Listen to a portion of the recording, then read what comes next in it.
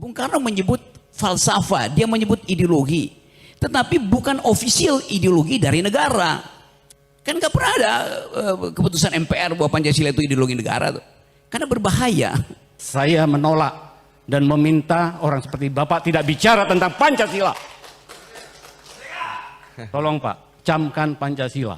Pidato Soekarno 1 Juni 1964. Saya membaca kalimatnya saja. Supaya tidak kesekian kali Pak, di YouTube 4 tahun yang lalu saya sudah ngomong.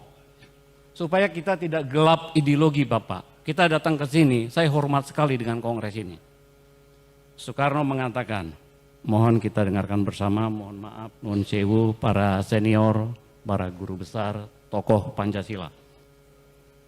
Bangsa Indonesia sejak proklamasi mempertahankan secara gigih panji-panji Pancasila dan akhirnya kita semua dapat memenangkan landasan Pancasila sebagai satu-satunya ideologi nasional progresif dalam revolusi kita.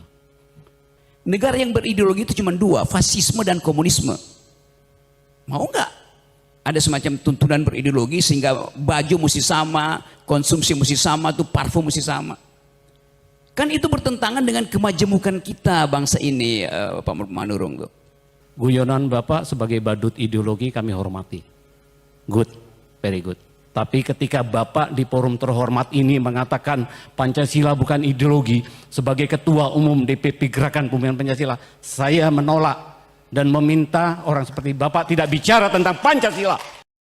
Rocky Gerung yang tenar dengan sebutan Profesor Abal-Abal terlihat goblok banget. Dengan pernyataan tersebut berarti mengartikan bahwa Pancasila itu mengharuskan baju harus sama, parfum harus sama. Jadi kelihatan sangat jelas bahwa Rocky Gerung tidak tahu apa itu Pancasila, sehingga mengkonotasikan pemikiran yang sempit. Tidak hanya itu, Rocky Gerung juga mengatakan Bung Karno cuma sekedar kompilator yang cuma coplok sana, coplok sini. Kenapa takut mengatakan bahwa Bung Karno mengumpulkan, mengkompilasi pikiran-pikiran dunia, lalu dituangkan dalam 5 sila itu? Tadi saya katakan itu tidak asli Indonesia. Demokrasi tidak asli Indonesia. Yang dimaksudkan Bung Karno itu adalah pergaulan dunia yang dihidupkan oleh kompetisi, oleh persaingan pikiran. Negara kita basisnya feodal. Kan bukan asli Indonesia kan. Sampai sekarang masih feodal tuh.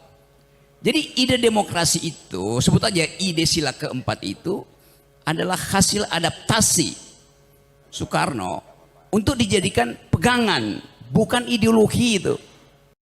Dan juga mengatakan bahwa agama itu bahaya untuk dijadikan sebuah ideologi. Boleh nggak orang tidak memakai hak untuk beragama? Konstitusi itu mengatakan agama adalah hak, bukan kewajiban. Agama menjadi kewajiban ketika sila pertama itu didalilkan di dalam versi syariat Islam. Kewajiban menjalankan syariat Islam bagi pemuluh-pemuluhnya itu sudah dihilangkan. Karena dianggap itu nanti akan ada problem ke depan itu. Jadi kenikmatan kita untuk membayangkan ada semacam tuntunan, oke. Tetapi tuntunan itu tidak boleh diresmikan sebagai ideologi negara, itu maksud saya tuh. Karena lebih berbahaya akibatnya. Demokrasi di negara manapun tidak ada demokrasi yang ada ideologi, karena itu bertentangan di dalam prinsip. Apalagi kalau disebutkan mesti ada satu official ideology. Dan orang akan tuntut ideologi itu mesti agama. Ya udah, habis negara ini. Oke para pemirsa, menurut opini pribadi saya tak ada hebatnya Rocky Gerung. Hanya sebuah permainan kata-kata yang cuma dibolak-balik untuk kebutuhan dirinya. Sementara dirinya sendiri tidak ada guna. Jangankan untuk bangsa dan negara, untuk dirinya sendiri tak bisa. Saya Anton Manurung. Ketua Umum Dewan Pimpinan Pusat Gerakan Pembumian Pancasila. Assalamualaikum warahmatullahi wabarakatuh. Salam sejahtera untuk kita semua. Shalom, Om Kemudian, Swastiastu, Kombunya. Namo Buddhaya, Weta Tungtien, Rahayu Rayu. Salam Pancasila. Salam Pancasila. Merdeka. Merdeka. Saya memberi apresiasi luar biasa. Baru pertama saya hadir di Kongres Pancasila dan saya sedikit memaksakan diri dalam situasi terbatas harus hadir di sini dari Jakarta. Jadi thank you, matur sembah nuwun, Dr. Agus. Baik, saya mungkin tidak bertanya tapi ingin melakukan discernment dan diskursus. Yang pertama buat kawan Rocky Gerung. 4 tahun yang lalu saya sudah menyatakan di YouTube tentang pernyataan Rocky Gerung. Saya prihatin, mohon maaf pada seluruh forum. Untuk kesekian kali Bapak mengatakan bahwa Pancasila bukan ideologi. Tolong Pak, mari kita sama-sama membaca dokumen negara. Dan tadi Bapak mengatakan, sorry ya, ini forum akademik ya. Tadi sahabat saya Pak Saribu juga sudah mengatakan, ya mirip seperti Habib Rizik katanya. Guyonan Bapak sebagai badut ideologi kami hormati. Good, very good. Tapi ketika Bapak di forum terhormat ini mengatakan Pancasila bukan ideologi, sebagai Ketua Umum DPP Gerakan Pembinaan Pancasila, saya menolak dan meminta orang seperti Bapak tidak bicara tentang Pancasila. Tolong Pak, camkan Pancasila, pidato Soekarno, 1 Juni 1964. Saya membaca kalimatnya saja. Supaya tidak kesekian kali Pak, di YouTube 4 tahun yang lalu saya sudah ngomong. Supaya kita tidak gelap ideologi Bapak. Kita datang ke sini, saya hormat sekali dengan kongres ini. Soekarno mengatakan, mohon kita dengarkan bersama, mohon maaf, mohon sewu, para senior, para guru besar, tokoh Pancasila. Bangsa Indonesia sejak proklamasi mempertahankan secara gigih panji-panji Pancasila dan akhirnya kita semua dapat memenangkan landasan Pancasila sebagai satu-satunya ideologi nasional progresif dalam revolusi kita. Oke. Itu poin 1 ya, saya harus garis bawahi Pak Moderator ya. Ya. Baik. Terima Kemudian kasih, menanggapi kedua narasumber yang luar biasa, sahabat saya, Saudara Erlangga, dan juga Bapak Agus, Dr. Agus.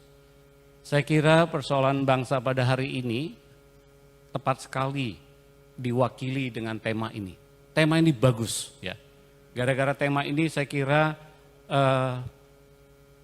Pak Prabowo harusnya memiliki sebuah kesadaran yang kuat bersama dengan Pusat Studi Pancasila Gajah Mada membangun karisma Pancasila.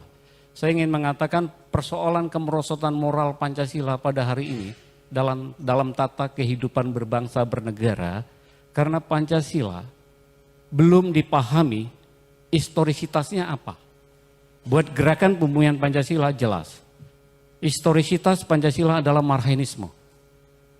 Sepakatkah kita bangsa Indonesia bahwa Marxisme adalah historisitas Pancasila? Saya melihat seluruh kompleksitas masalah bangsa pada hari ini dalam konteks politik, ekonomi, budaya dan lain-lain itu karena Pancasila belum bersumber sebagai sosionasionalisme, sosiodemokrasi. Oke, ya. Soekarno mengingatkan kepada kita, kalau kedua hal ini tidak diterapkan, maka sia-sialah Pancasila menjadi ideologi bangsa dan ideologi negara. Oke, saya rasa sudah cukup Pak Anton Manurung. Ya, pesannya sudah nyampe bagaimana agar kepada pertanyaan Mas Oke, mungkin yang Erlangga. terakhir, izin yang terakhir. Lewat forum terhormat ini, Kongres Pancasila ke-12, ya, semoga bisa mengusulkan bahwa perlu ada Dewan Ideologi Nasional. Perlu ada Dewan Ideologi Nasional. Yang kedua, mendorong lahirnya Undang-Undang Hari Lahir Pancasila. Tidak cukup dengan Kepres 24 2016. Saya kira demikian. Terima kasih. Salam Pancasila. Merdeka. Mereka